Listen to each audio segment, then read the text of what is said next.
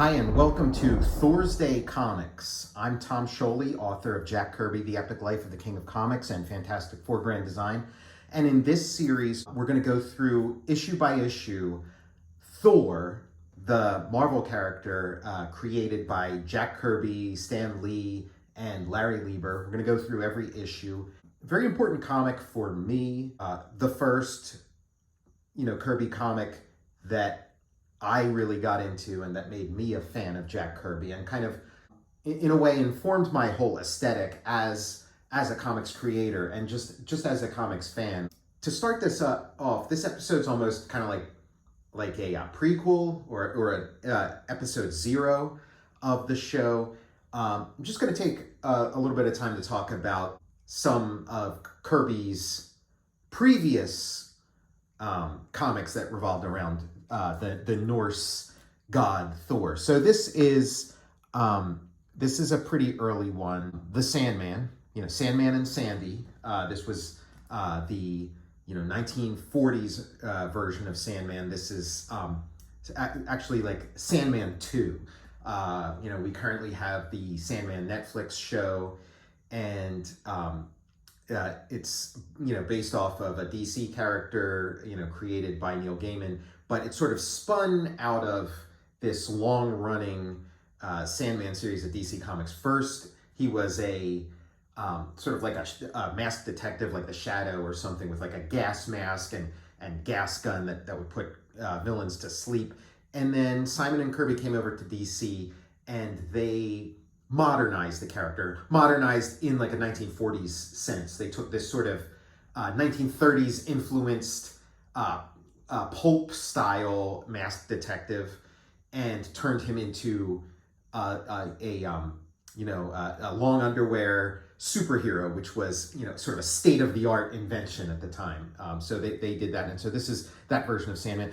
And in this issue, they encounter Thor, and he's kind of on a it talks about Mjolnir, the hammer, spelled with an A on like the Marvel spelling, and talks about Valhalla and the larger context of Thor. Before Thor actually shows up, he's a little closer to the traditional depictions of Thor as opposed to the Marvel depiction. He's got a big red beard and red hair, and he's kind of like a burly brawler and with sort of a big attitude, not so po-faced or disciplined in the way that the Marvel Thor is. So he sort of comes into town, and it is like those classic Marvel setups. A couple decades before Marvel. It's he shows up, and the police officer says, "Hey, you! What is this? A masquerade party?" And so typically that's the sort of thing that would happen when Thor or Spider-Man or one of the characters would sort of show up in a Marvel comic, and then he kind of goes on a rampage, starts smashing things, and robs banks, destroys a car by throwing the hammer, which became like an ongoing motif in the Marvel Thor comic. Lots of great instances of that. And then Sandman and his Robin, his sidekick Sandy, go in to investigate, and here's Thor taking on a bunch of police officers, and they have a brawl with him, and they lose.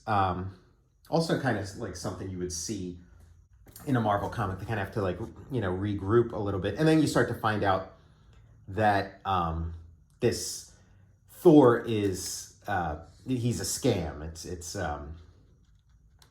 not the real Thor as they might have thought at first. He's a criminal, using like a Thor gimmick and sort of high-tech devices to simulate the effects of Thor. And then there's like a Viking raid, the ship, full of these crooks dressed as as Vikings or Norse gods or whatever show up, and we have one of these big splash page Donnybrooks going on, and he eventually gets captured, and then we have him recuperating in the hospital in traction.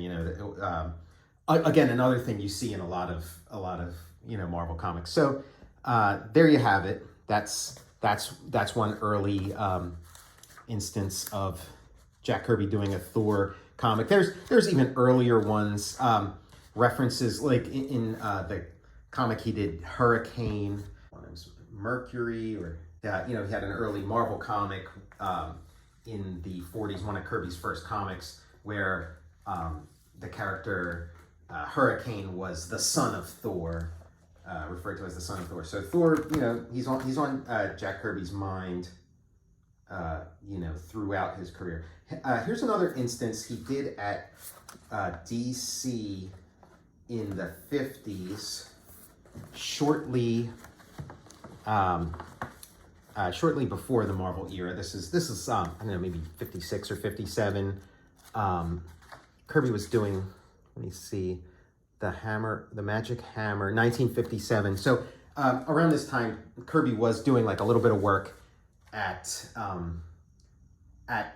Timely, the sort of pre-Marvel comics company, and he was doing some work over there and work at DC and various places, and then there were big layoffs at Timely, and so he kind of stopped working there for a little bit before coming back in 1959 to sort of usher in the Marvel age with Stan Lee.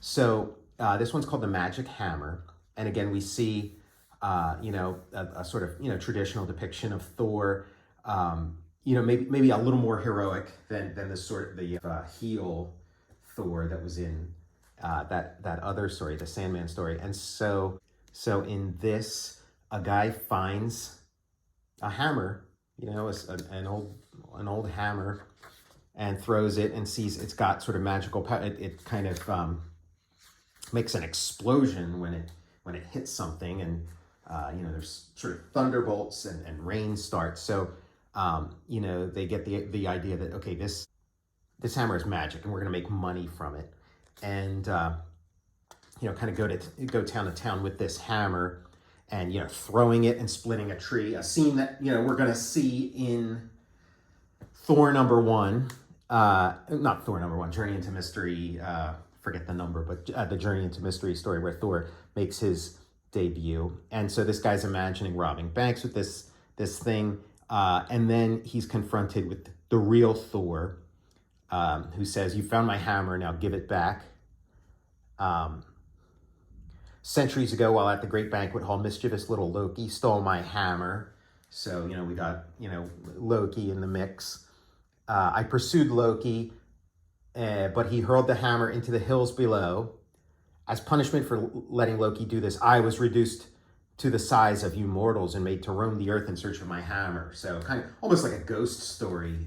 He's not going to be able to rest until he finds his hammer. And so this, he chides this guy for using the hammer for evil purposes. The guy throws it at him, and then it stops because you're not going to get Thor with his own hammer. Now that he has his hammer back, he can return back to his giant size, and it says he's going to punish this guy for his evil ways, but the punishment is just sort of one last bolt of lightning that strikes nearby that sort of sends him falling from his horse, and maybe hurts a little and hurts his pride, and he loses his horse, but not the kind of horrible punishment that the gods usually mete out.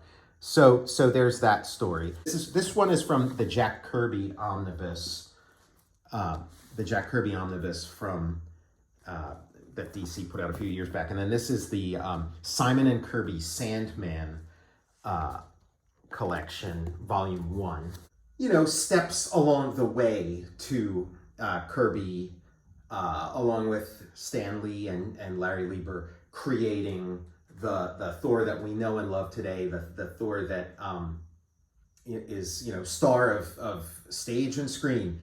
I hope you enjoyed this first episode of THORSday Comics, and next Thursday we're gonna delve into the first appearance of Thor from Journey into Mystery number 83, the first appearance of the Marvel Thor, Thor as we know him, by Jack Kirby, Stan Lee, and Larry Lieber.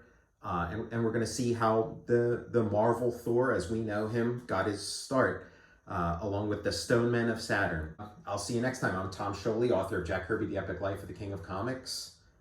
See you next THORSday.